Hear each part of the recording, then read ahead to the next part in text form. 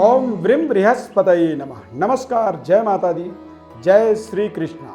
प्रिय दर्शकों, आप सभी का हमारे इस बेहद खास कार्यक्रम में बहुत बहुत हार्दिक स्वागत करते हैं आपका। ये कार्यक्रम हमारा बेहद ज्ञानवर्धक कार्यक्रम है। इस कार्यक्रम में हम आपको जन्म पत्रिका में देव गुरु बृहस्पति का द्वादश भावों पर क्या प्रभाव होता है, किस तरह से आपके जीवन में ये आपको शुभ फल देते हैं और किस तरह से आपके जीवन में अशुभ फल देते हैं, इसका संपूर्ण विश्लेषण आपको हम करके बताएंगे। बहुत ही ध्यानपूर्वक कार्यक्रम को आपको देखना होगा, समझना होगा। हमारे चैनल को आपको सब्सक्राइब करना होगा और निरंतर हमारे साथ जुड़ा रहना होगा। यदि आप हमारे साथ निरंतर जुड़े रहते हैं तो आपको आपके जीवन में महत्वपूर्ण ज्योतिष के ज्ञान से आपको निरंतर अवगत कराते रहेंगे कि आप अपने जीवन में कैसे अपने जीवन को और बेहतर तरीके से इस्तेमाल कर पाएं। ग्रहों का विश्लेषण श्रृंखला का ये कार्यक्रम हमारा है। आज हम अपने इस खास कार्यक्रम में देवगुरु बृहस्पति के सभी 12 भावों पर विस्तार से फल बताएंगे तथा आपको ये भी बताएंगे कि गुरु हमारे जीवन में क्या क्या महत्वपूर्ण भूमिका निभाते हैं। मैं ईश्वर विंद एक बार और आप सभी का पुनः बारंबार स्वागत करता हूं। देवगुरु बृहस्पति दरअसल हमारे जीवन में हमारे शुभ कार्यों के कारक होते हैं और यज्ञ अनुष्ठान, धर्म कर्म, ब्राह्मण, देवता, अग्नि, पुत्र, मित्र, सोना चांदी, ज्वेलरी, न्यायप्रिय, अच्छे गुणों के ही ये द्योतक माने जाते हैं। जन्म कुंडली में गुरु का शुभ फल जातक को विशेष गुणवान, विद्वान, संयमी, संतानवान और संतुष्टि प्रदान करता है, धार्मिक प्रवृत्ति प्रदान करता है। गुरु यदि केंद्र त्रिकोण में विराजमान हो जाए तो ऐसी स्थिति में बताया गया है कि 1 लाख दोषों का गुरु नाश कर देते हैं। अशुभ होने पर व्यक्ति को विद्याहीन, धनहीन, संतानहीन और बिना सोचे समझे निर्णय लेने के कारण से निरंतर व्यक्ति जो है अपने जीवन में घाटे का सामना करता है और निरंतर वो अपने जीवन की महत्वपूर्ण सुख समृद्धि को खोता चला जाता है। 12 भावों पर क्या फल बनेंगे, क्या फल बनते हैं, गुरु ग्रह के माध्यम से क्या फल हमारे जीवन में मिलते हैं, इसको बहुत ध्यानपूर्वक यहाँ पर समझना बहुत जरूरी है। प्रथम स्थान में जब देव गुरु बृहस्पति विराजमान होते हैं तो व्यक्ति को विद्वान, प्रतिष्ठावान, अधिकार युक्त बनाते हैं। सरकार से विशेष सहयोग मिलता है। विशाल हृदय और दयालु, धार्मिक प्रवृत्ति वाला व्यक्ति होता है, सत्यवादी होता है और ऐसा व्यक्ति आशावादी, सदैव प्रसन्न रहने वाला होता है और विश्वसनीय होता है। आत्मविश्वास से परिपूर्ण होता है। ऐसा व्यक्ति सर्वगुण संपन्न से कह सकते हैं। ऐसा व्यक्ति बेहद गंभीर, लग्न में गुरु राजयोग कारक माने जाते हैं। ऐसा व्यक्ति न्यायाधीश बनता है, विद्या अध्ययन अध्यापन कार्य में जुड़ता है, शासकीय उच्चाधिकारी बनता है या फिर उच्च शिक्षा अधिकारी के माध्यम से वो बड़ा इंस्टीट्यूट, बड़ा विश्वविद्यालय का निर्माण करता है और असाधारण सफलता यानी कि सामान्य सफलता नहीं, असामान्य सफलता जीवन में वो हासिल करता है। ऐसे व्यक्ति के अंदर लीडरशिप होती है, वो राजनेता बनता है, मठाधीश बनता है, शंकराचार्य भी कई बार बनते हैं, प्राचीन मंदिरों के बड़े पुजारी, एनजीओ के संचालक। और ऐसे व्यक्ति की कद जो है काफ़ी लंबा होता है, ऊंचा पूरा, सुंदर, कांतिमान, चौड़ी भौहें होती हैं और व्यक्ति दीर्घायु होता है, तेजस्वी होता है, विनीत होता है और अच्छे संतानों से युक्त, विश्व प्रसिद्धि प्राप्त करता है। ऐसे व्यक्ति को विश्व प्रसिद्धि व्यक्तित्व मिलती है। द्वितीय भाव में गुरु ग्रह जातक को विशेष धनवान, प्रसिद्धि और ऐश्वर्यवान बनाते हैं। बुद्धिमान जातक को कई अधिकार प्राप्त होता है। ऐसे जातक को सरकार से सहयोग मिलता है और ऐसा व्यक्ति विद्वतापूर्ण बातचीत के कारण व्यक्ति को विशेष प्रसिद्धि प्राप्त होती है। ऐसा व्यक्ति उपासक होता है, दीर्घायु जीने वाला, ससुराल पक्ष से विशेष धन लाभ होता है। ऐसे व्यक्ति की जीवन साथी पत्नी भी कार्यरत होती है, धन अर्जन करती है, मधुर भाषी, अच्छे कार्य करने वाला व्यक्ति होता है, पुण्यात्मा, सदाचारी। और ऐसे व्यक्ति अपने धन संपत्ति से कभी जो है संतुष्ट नहीं होते हैं, उन्हें निरंतर चाहिए और चाहिए और चाहिए, और वो निरंतर अपने जीवन को घिसते चले जाते हैं, मेहनत करते चले जाते हैं। द्वितीय भाव में, यदि तृतीय भाव की बात करें तो देवगुरु यहाँ पर जब विराजमान होते हैं तो जातक शास्त्रज्ञ होता है, यानी बड़े बड़े शास्त्रों का ज्ञान, लेखक, योगी बनता है, आस्तिक होता है, विनम्र होता है और जितेंद्रिय होता है, यानी इंद्रियों को जीतने वाला, ज्ञान अर्जित करने वाला। और पठन पाठन में ऐसे व्यक्ति का विशेष रुचि पाया जाता है, धार्मिक कार्यों में विशेष लगाव होती है, संतान और धन से परिपूर्ण सुखी होता है, भाग्यशाली होता है, ईश्वर और धर्म पर विशेष आस्था होती है। जीवन साथी बहुत खूबसूरत होता है ऐसे व्यक्ति का, स्थिर आय होती है, आय का साधन होता है ऐसे व्यक्ति के जीवन में। संयुक्त रूप से परिवार में रहना पसंद करता है, ऐसा व्यक्ति लेखक बनता है, साहित्यकार बनता है, निरीक्षक अथवा समीक्षक बनता है। शिक्षा के कार्य में विशेष ऐसे व्यक्ति को सफलता मिलती है। जठराग्नि ऐसे व्यक्ति का मंद होता है, इस कारण से ऐसा व्यक्ति खाना कम खाता है, थोड़ा भोजन करता है। ऐसा व्यक्ति भ्रमण प्रिय होता है, देश विदेश में भ्रमण करता है, और ऐसे व्यक्ति को देखा जाए तो विश्व पर्यटन का एक विशेष सम्मान भी प्राप्त होता है। चतुर्थ भाव में देवगुरु बृहस्पति बेहद शानदार फल देते हैं। चतुर्थ भाव में जब देवगुरु बृहस्पति विराजमान हो तो व्यक्ति को कुशल वक्ता बनाते हैं, विनम्र बनाते हैं, पढ़ने में विशेष रुचि ऐसे व्यक्ति की होती है। माता पिता का ऐसा व्यक्ति भक्त होता है, यशस्वी होता है, ऐश्वर्यवान होता है और व्यवहार कुशल होता है। सरकार से विशेष मान्यता प्राप्त होती है, ऐसे व्यक्ति को सरकार का सहयोग मिलता है और दीर्घायुष्य होता है। चतुर्थ भाव में देवगुरु बृहस्पति को बहुमूल्य मणि की तरह माना जाता है। ये अपार धन संपत्ति, भूमि, भवन और लग्जरी वाहन का पर्याप्त सुख प्रदान करता है व्यक्ति को। अनेक मित्रों वाला, उच्च पदाधिकारी बनाता है या अधिकार युक्त जन्म स्थान में ही कार्य करने वाला, धन कमाने वाला। और जातक पिता के उच्च, यानी कि व्यक्ति के पिता जो होते हैं वो बड़े उच्चाधिकारी होते हैं, समाज में बड़े प्रतिष्ठावान व्यक्ति होते हैं और अपनी समस्याओं का वो स्वयं समाधान करता है। वो किसी के पास नहीं जाता है कि जी मुझे ये दिक्कत है, मेरी समाधान करो। उच्च शिक्षा ऐसे व्यक्ति बड़े आसानी से, सहजता से, हंसते ही हंसते IPS, IAS जैसे महत्वपूर्ण डिग्रियों को वो हासिल कर लेता है।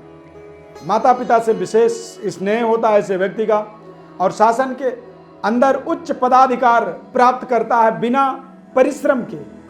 बड़ा पैतृक विरासत, धन संपदा ऐसे व्यक्ति को जन्मजात ही प्राप्त होता है।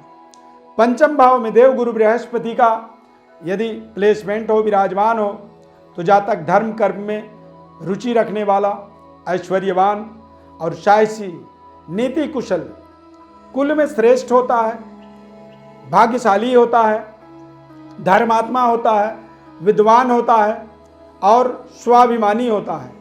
ऐसा व्यक्ति स्पष्ट वक्ता होता है और ऐसे व्यक्ति को आप उच्च कोटि का सलाहकार कह सकते हैं। सरकार से व्यक्ति का संबंध जुड़ता है।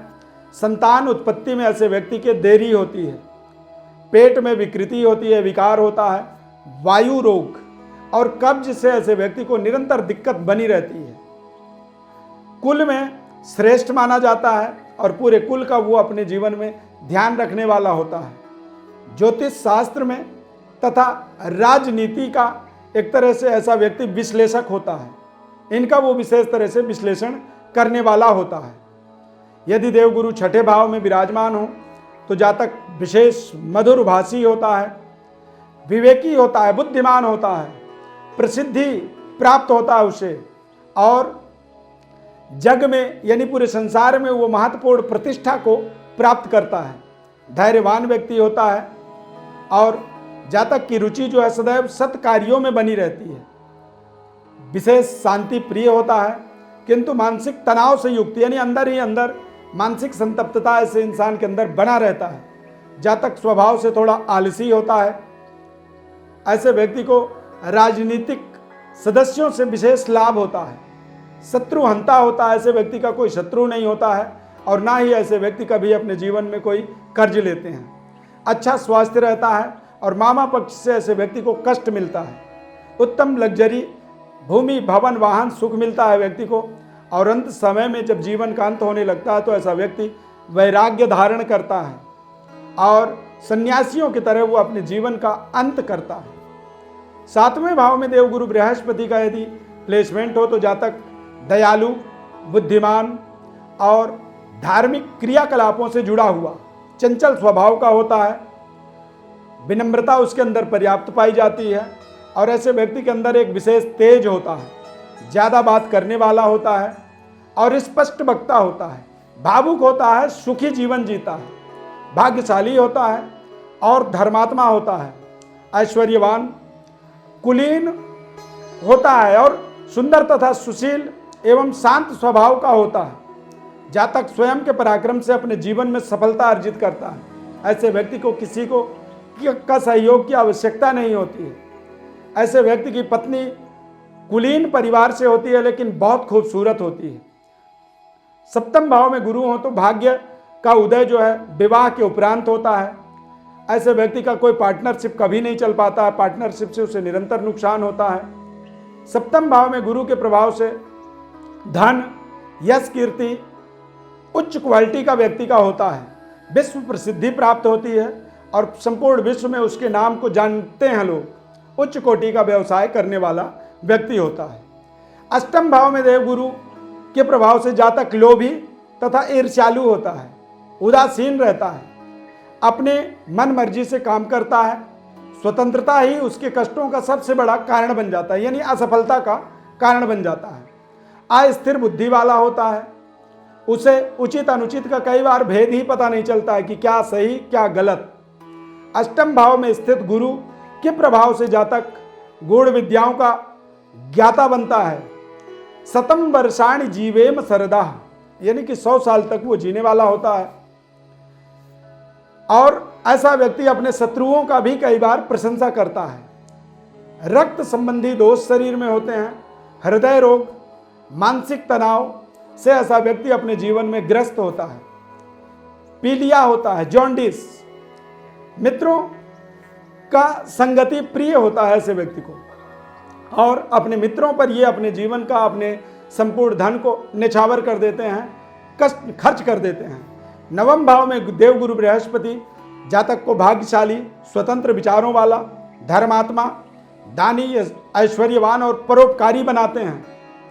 ऐसा व्यक्ति अपने जीवन में निरंतर तीर्थ यात्राएं करने वाला होता है। भगवत भक्ति की प्राप्ति होती है, दार्शनिक होता है, प्रतिभाशाली, विद्वान होता है और जातक अपने पराक्रम से सरकार से, राजा से विशेष सम्मान की प्राप्ति करता है। ज्योतिष में जातक की विशेष रुचि पाई जाती है। अच्छे संतान वाला और उच्च शिक्षा से संपन्न होता है। जातक के संतान उत्तम कोटि की उपलब्धियों को हासिल करते हैं, बहुत शानदार चरित्र होता है और अच्छे विचारों वाला होता है, उच्च शिक्षा की प्राप्ति करता है, समाज में आदरणीय होता है और ईश्वरीय मदद ऐसे व्यक्ति को कठिनाइयों में, दिक्कतों में ईश्वर ऐसे व्यक्ति के लिए सहायक होते हैं। ऐसा व्यक्ति उच्च पद पर यश कीर्ति अर्जित करता है और जातक सामाजिक स्तर पर विख्यात होता चला जाता है। चरित्र बहुत ही शानदार होते हैं ऐसे व्यक्ति के और उच्चाधिकारी बनकर के समाज के लिए अच्छे परियोजनाओं का निर्माण करता है, अच्छे प्रोजेक्टों को शुभारंभ करता है और उन प्रोजेक्टों से समाज का विशेष कल्याण होता है। शिक्षा से संबंधित बड़ा व्यवसाय भी करता है, मुद्रक, प्रकाशक या फिर संपादकीय बड़े कारोबार का मालिक बनता है। 9वें भाव में बृहस्पति बेहद कल्याणकारी परिणाम देते हैं। 10वें भाव में देवगुरु बृहस्पति जातक को ऐश्वर्यवान, भक्ति भाव से परिपूर्ण, वेदांती बनाते हैं, भाग्यशाली बनाते हैं, साहसी, सत्य चरित्र और सत्यवादी, शत्रुओं से रहित। ऐसे व्यक्ति का कोई शत्रु ही नहीं होता है। स्वतंत्र विचारों वाला और धनाढ्य, धनवान, धार्मिक संस्थाओं का प्रधान व्यक्ति होता है, महत्वाकांक्षी और प्रसिद्ध पुण्यात्मा कह सकते हैं। रहन सहन उच्च स्तरीय होता है। 10वें भाव में देवगुरु बृहस्पति उच्च पद, भूमि, भवन, वाहन, लग्जरी, सुख सुविधाओं से परिपूर्ण करते हैं। माता पिता भक्त कह सकते हैं, और व्यवसाय में अपार सफलता मिलती चली जाती है व्यक्ति को। ऐसा व्यक्ति विशेष धनाढ्य होता है, राजनेता बन जाता है, और राजनीति में अति शुभ फल देने वाला 10वें भाव का गुरु विशेष तरह से सम्मान प्रदान करता है। व्यवसाय के क्षेत्र के लिए बेहद शुभ और लाभदायक 10वें भाव के देवगुरु बृहस्पति परिणाम देते हैं। यहाँ पर गुरु दिग्बली हो जाते हैं। एकादश भाव में देवगुरु बृहस्पति की बात की जाए तो ये व्यक्ति को वैभवशाली बनाते हैं, व्यक्तित्व प्रभावशाली होता है, उच्च स्तरीय मित्रों से युक्त होते हैं। बड़े बड़े देश के जाने माने लोग ऐसे व्यक्ति के मित्र होते हैं। ऐसा व्यक्ति विश्वविख्यात होता है, यशस्वी होता है और सत्यवादी होता है। ऐसा व्यक्ति विपरीत लिंग से शीघ्र प्रभावित होता है, सद्व्ययी होता है, पराक्रमी होता है। लाभ भाव में गुरु के प्रभाव से जातक को पत्नी के द्वारा विशेष धन लाभ होता है। आय के कई स्रोत ऐसे व्यक्ति के जीवन में जुड़े होते हैं और वो नियमित वहां से आमदनी करता है। व्यापार में अद्भुत सफलता की प्राप्ति होती है। नियमित रूप से वो अपने जीवन में उन्नति करता चला जाता है। विवाह उच्च श्रेणी के अधिकारी या उच्च पदाधिकारी के घर में ऐसे व्यक्ति का विवाह होता है, या फिर बड़ा व्यापारी के घर में ऐसे व्यक्ति का विवाह होता है, और विवाह के बाद उच्च पद एवं जीवन में निरंतर सफलता की प्राप्ति वो व्यक्ति करता चला जाता है। एकादश भाव में बेहद शानदार शुभ फल बताया गया। द्वादश भाव में देवगुरु बृहस्पति जातक बिना सोचे विचारे अत्यधिक व्यय करने लगता है, खर्चे करने लगता है। कई बार जातक सिद्धि की प्राप्ति करता है, वैराग्य की प्राप्ति करता है। शुभ कार्यों में तथा परोपकार में वो अपने जीवन का संपूर्ण धन व्यय कर देता है। ऐसा व्यक्ति कई बार अकर्मण्य होता है, निरंतर योगाभ्यास करने वाला और शास्त्र का ज्ञान हासिल करने वाला, और कई बार ऐसा व्यक्ति अपने जीवन का जो सुख होता है, भोग विलास, उनके प्रति आकर्षित होता चला जाता है। ऐसा व्यक्ति कई बार गुप्त संगठनों का भी निर्माण करता है। ऐसा व्यक्ति शत्रुओं पर विजय प्राप्त करता है। ज्ञान एवं शिक्षा का उचित लाभ व्यक्ति को कई बार नहीं मिल पाता है। ऐसा व्यक्ति चिंताओं से ग्रसित होता है। संचित धन को कई बार बेवजह खर्च करता है। कई बार क्रोध का बढ़ावा होता है, आलसी होता है, और ऐसा व्यक्ति नदी के तरह निरंतर चलते रहता है, कभी एक जगह रुक ही नहीं पाता है। और जब एक बार संपूर्ण मोह माया से व्यक्ति का दिमाग बाहर होता है तो फिर वो वैराग्य धारण करता है, संत महात्मा बन जाता है, और सिद्धि के माध्यम से अपने जीवन में महापुरुषत्व को वो प्राप्त करता है। ऐसा व्यक्ति का जीवन संत महात्माओं की तरह होता है। कई बार वो लोभ, मोह, काम, क्रोध, मद, लोभ से जुड़ता चला जाता है, और कई बार पुरुषार्थ चतुष्टय यानी धर्म, अर्थ, काम, मोक्ष से बहुत दूर ईश्वरीय शक्ति को, वैराग्य को अपने जीवन में वो स्वीकार करता है। प्रिय दर्शकों, देवगुरु बृहस्पति के द्वादश भावों में आपको विस्तृत विश्लेषण हमने बताया है। आपके जन्म पत्रिका के माध्यम से आप समझ सकते हैं कि आपका गुरु आपके जीवन में किस तरह का फल प्रदान कर रहे हैं। देवगुरु बृहस्पति की जो दृष्टि है उसमें अमृत पाया जाता है। जिस जगह में बैठते हैं उस जगह को कमजोर करते हैं। इसी वजह से हमें अपने गुरु का, अपने माता पिता और आस्तिक होना चाहिए। ज्योतिष की विशेष विश्लेषण या ग्रहों की विशेष विश्लेषण की आवश्यकता यदि आपको लग रहा है तो आप हमारे ज्योतिष परामर्श के लिए हमारे व्हाट्सएप नंबर पर अपनी बर्थ डिटेल लिख करके भेजें। आपके जीवन से जुड़ी हुई महत्वपूर्ण जानकारियां आपको हमारी तरफ से हम बताएंगे। हमारे इस चैनल को आप सब्सक्राइब जरूर करें, लाइक करें, बेल के बटन को क्लिक करें और निरंतर हमारे साथ जुड़े रहें। बहुत बहुत धन्यवाद। जय माता दी, जय श्री कृष्णा।